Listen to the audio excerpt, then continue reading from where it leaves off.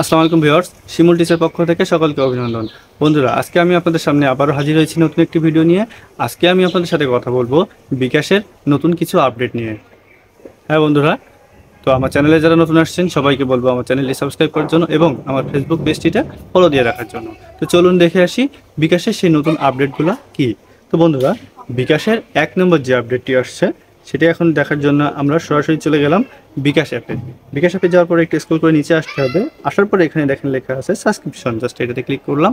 Click করার পরে এই সাবস্ক্রিপশনটা কি, আপনার যতগুলো সাবস্ক্রিপশন করা থাকবে সব এখানে চলে আসবে, আলাদাভাবে কোনো জায়গায় যাওয়া লাগবে না। এই একটি জায়গাতে আসলে আপনি যতগুলো সাবস্ক্রিপশন করে রাখছেন সবগুলা পেয়ে যাবেন, বাড়তি কোনো ঝামেলা আপনার পাওয়ানো লাগবে না। এটা ছিল একটি আপডেট। এবার চলুন পরবর্তী আপডেটটি কি সেটা দেখে আসি।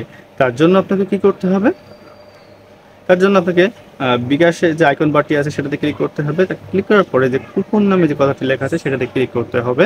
এরপরে দেখুন এখানে এই যে কুপনের কাজটি কি, কুপনের কাজটি হচ্ছে আপনার যখনই আপনি কোনো কেনাকাটা করবেন বা মোবাইল রিচার্জ করবেন, এই কুপনের মাধ্যমে আপনি বিকাশের অ্যাপে বিভিন্ন সুযোগ সুবিধা পেয়ে যাবেন। এবার বন্ধুরা চলুন দেখে আসি বিকাশের আরও একটি নতুন আপডেট। তার জন্য আবারও ব্যাগে চলে আসলাম। আসার পরে একটু স্ক্রল করে নিচের দিকে আসি। আসার পরে এখানে দেখুন লেখা আছে আমার বিকাশ। তো আমার বিকাশে এই যে এডিট অপশন আছে, জাস্ট এডিট অপশনে ক্লিক করলাম। ক্লিক করার পরে আমার বিকাশ অপশনটি আপনি এখানে এডিট করে আপনার মতো করে সাজিয়ে নিতে পারবেন। এটা ছিল বিকাশের আরও একটি আপডেট। তো এবার চলুন ব্যাগে যে আরও একটি আপডেট দেখে আসি। তার জন্য কী করতে হবে, আমি ব্যাগে চলে আসলাম। আসার পরে এবার দেখুন লেখা আছে বন্ধুরা সার্চ নামে একটি কথা লেখা আছে নিচে, সার্চ অপশানে ক্লিক করতে হবে। সার্চ অপশানে ক্লিক করলে আপনি অনেকগুলাই জিনিস দেখতে পাবেন। যেমন এখানে যদি আমি এখন লিখি ক্যাশব্যাক, তো ক্যাশব্যাক লিখলে বিকাশ অ্যাপে আপনি আজকে কী কী ক্যাশব্যাক পাবেন, কোন কোন ক্ষেত্রে কী কী ক্যাশব্যাক পাবেন, A to Z সব কিছুই দেখতে পাবেন। এটা ছিল বিকাশের আরও একটি ইন্টারেস্টিং আপডেট। তো এবার চলুন বন্ধুরা আরও একটি আপডেট দেখে আসি। তো তার জন্য আমি আবারও ব্যাগে চলে আসলাম। ব্যাগে চলে আসার পরে এখানে দেখুন সেভিংস নামে একটি কথা লেখা আছে। তো এটি হচ্ছে বিকাশের অত্যন্ত গুরুত্বপূর্ণ একটি আপডেট। সেভিংস অপশানে ক্লিক করলে আপনি কিভাবে সেভিংস করতে পারবেন সবই চলে আসবে। এখানে নতুন সেভিংস খুলুন এই অপশানটিতে ক্লিক করতে হবে। তো আমি জাস্ট এটাতে ক্লিক করলাম। তারপর ডিপিএস ভিত্তিক, ইসলামী ডিপিএস ভিত্তিক, তো আমি ডিপিএস ভিত্তিকে ক্লিক করলাম। তারপর এখানে ধরন বেছে নিতে হবে, আমি সাপ্তাহিক ধরনটি বেছে নিলাম।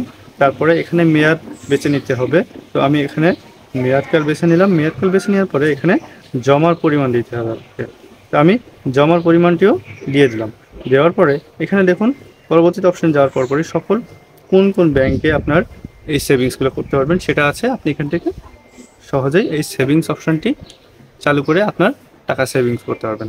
এটা ছিল বিকাশের আরও গুরুত্বপূর্ণ একটি আপডেট। এবার চলুন ব্যাগে চলে আসি। ব্যাগে আসার পরে আরও একটি আপডেট দেখি। সেন্ড মানি নামে একটি কথা লেখা আছে। তো সেন্ড মানি অপশানে ক্লিক করলে দেখেন এখানে প্রিয় number, autopay, group send money লেখা আছে।